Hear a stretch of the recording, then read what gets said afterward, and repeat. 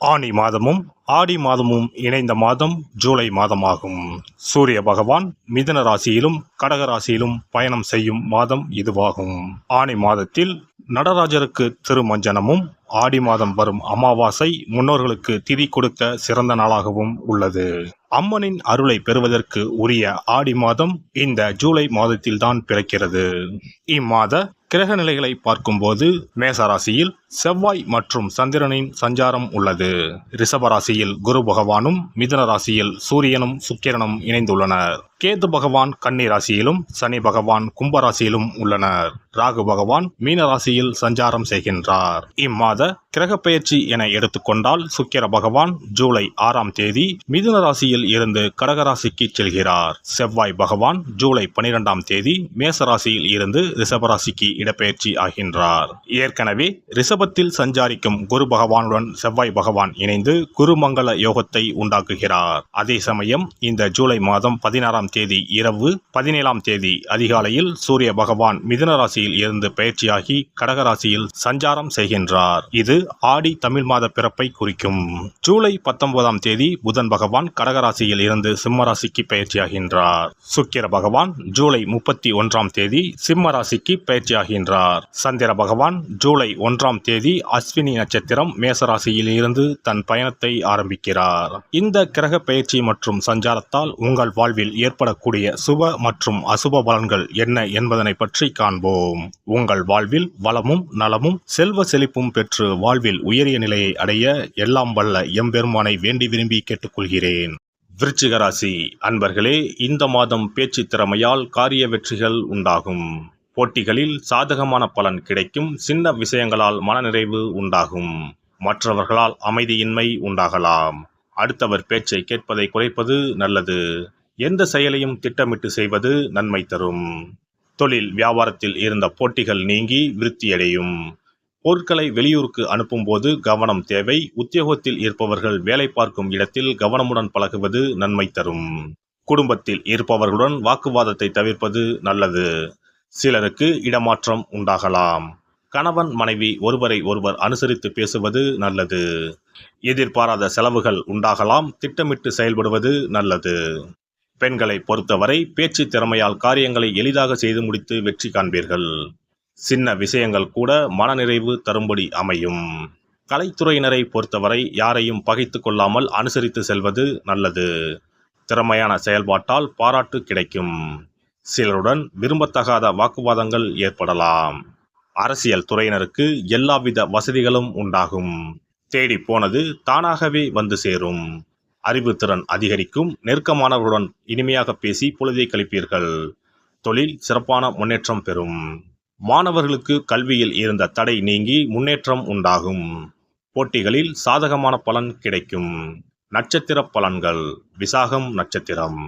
இந்த மாதம் குடும்பத்தில் இருந்து வந்த குழப்பங்கள் தீரும்.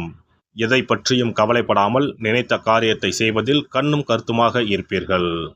வீட்டிற்கு தேவையான பொருட்களை வாங்குவீர்கள். கணவன் மனைவிக்கு இடையே இருந்து வந்த கருத்து வேற்றுமைகள் நீங்கும். பிள்ளைகளுக்காக பாடுபடுவீர்கள். நண்பர்கள் உறவினர்கள் மத்தியில் கௌரவம் கூடும். அனுஷம் நட்சத்திரம். இந்த மாதம் இழுபறியாக இருந்த பிரச்சனைகள் யாவும் முடிவு பெறும். மனதில் உற்சாகம் அதிகரிக்கும். உத்தியோகம் தொடர்பான பிரச்சனைகள் குறையும். தேவையான உதவிகள் கிடைக்கும்.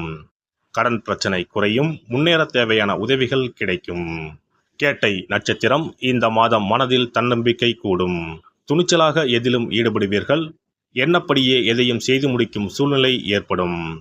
மற்றவர்களின் பிரச்சனைகளுக்கு தீர்வு காண்பதில் நாட்டம் செல்லும். கௌரவம் அந்தஸ்து உயரும். வீண் செலவுகள் குறையும். செவ்வாய் கிழமையில் நவகிரகத்தில் உள்ள செவ்வாய் பகவானுக்கு தீபம் ஏற்றி வணங்க எல்லா காரியங்களும் வெற்றி பெறும். மனத்துணிவு உண்டாகும். குல தெய்வத்தையும் இஷ்ட தெய்வத்தையும் ஒரே நாளில் சென்று தரிசித்து வாருங்கள். காரியங்களில் இருந்த தடைகள் விலகும். தொழில் வியாபாரம் சிறப்பாக நடைபெறும். சிறப்பு தொகுப்பு. ஒரு வெற்றிலை இருந்தால் உங்கள் துன்பங்களில் இருந்து விடுபட முடியும் என்றால் நம்ப முடிகிறதா? ஆம், உங்கள் ராசிக்கும் வெற்றிலை பரிகாரம் இருக்கிறது. அவற்றிற்கான வழிபாட்டு முறைகள் பற்றி காண்போம். பண்டிகை, திருவிழா, வீட்டில் விசேஷம் என்றால் வெற்றிலை பாக்கு வைத்து உறவினர்களை அழைப்பது வழக்கம். வெற்றிலையும் பாக்கும் மகாலட்சுமியின் அம்சங்களாகும். 12 ராசிக்காரர்களுக்கும் வெற்றிலையின் மூலம் பரிகாரம் செய்ய கவலைகள் தீரும் என்பது நம்பிக்கை. வெற்றிலையின் நுனியில் லட்சுமியும், நடுவில் சரஸ்வதியும், காம்பில் பார்வதி தேவியும் வசிக்கின்றனர். மகாவிஷ்ணுவும், பிரம்மாவும், சிவனும், சுக்கிரனும் கூட வெற்றிலையில் வாசம் செய்கின்றனர்.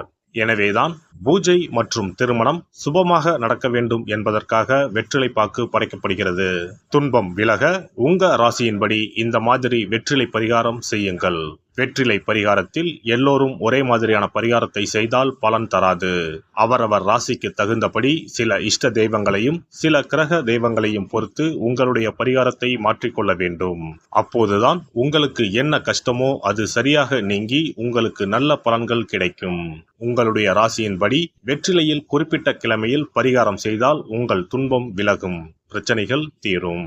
மேசராசி அன்பர்கள் செவ்வாய்க்கிழமைகளில் வெற்றிலையில் மாம்பழம் வைத்து முருகப்பெருமானுக்கு நெய்வேத்தியம் செய்துவிட்டு அந்த பழத்தை உண்டால் அனைத்து கஷ்டங்களும் நீங்கும்.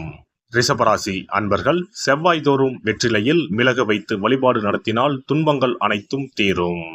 மிதுன ராசி அன்பர்கள் புதன்கிழமைகளில் வெற்றிலையில் மிளகு வைத்து இஷ்ட தெய்வத்தை வழிபடவும்.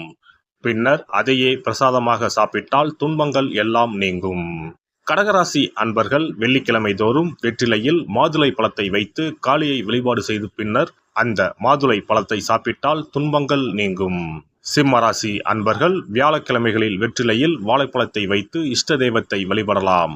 பின்னர் அந்த பழத்தை பிரசாதமாக உண்டால் கஷ்டங்கள் நீங்கும். கன்னிராசி அன்பர்கள் வியாழக்கிழமையில் வெற்றிலையோடு மிளகு வைத்து உங்கள் இஷ்ட தெய்வத்தை வணங்குங்கள். உங்கள் துன்பம் துயரம் எல்லாம் தீர்ந்துவிடும். துலாம் ராசி அன்பர்கள் வெற்றிலையில் கிராம்பு வைத்து உங்கள் இஷ்ட தெய்வங்களை வழிபட்ட பின் அதை உண்டால் அனைத்து துன்பங்களும் நீங்கும். விருச்சிக ராசி அன்பர்கள் வெற்றிலையில் பேர்ச்சம்பழம் வைத்து செவ்வாய்தோறும் உங்கள் இஷ்ட தெய்வத்தை வழிபட்டால் துன்பங்கள் நீங்கும். தனுசு ராசி அன்பர்கள் வெற்றிலையோடு கற்கண்டு வைத்து வெள்ளிதோறும் இஷ்ட தெய்வத்தை வழிபட்டு பின்னர் கற்கண்டை சாப்பிட்டால் துன்பங்கள் விலகும். மகர ராசி அன்பர்கள் வெற்றிலையோடு அச்சு வெல்லம் வைத்து வெள்ளிதோறும் காளியை வழிபட்டால் துன்பங்கள் துயரங்கள் நீங்கும். கும்பராசி அன்பர்கள் வெற்றிலையோடு நெய் வைத்து சனிக்கிழமைகளில் காளி தெய்வத்தை வழிபட்டால் உங்கள் துன்பங்கள் எல்லாம் தீரும். மீனராசி அன்பர்கள் வெற்றிலையோடு சர்க்கரை வைத்து ஞாயிறு தோறும் இஷ்ட தெய்வத்தை வழிபட்டால் துன்பங்கள் எல்லாம் விலகும். எல்லாம் வல்ல இறையருளால் நீங்களும் உங்கள் அன்பு குடும்பமும் உடல் நலம், நீலாயுள், நிறை செல்வம், உயர் புகழ், மெய்ஞானம் ஓங்கி வாழ்க வளமுடன். இந்த வீடியோ பதிவு உங்களுக்கு பிடித்திருந்தால் லைக் பண்ணுங்க, கமெண்ட் பண்ணுங்க, ஷேர் பண்ணுங்க, மறக்காம சப்ஸ்கிரைப் பண்ணுங்க, பக்கத்துல இருக்கிற பெல் பட்டனை கிளிக் பண்ணுங்க. நன்றி, வணக்கம். ஓம் நமச்சிவாய, சிவாய நம.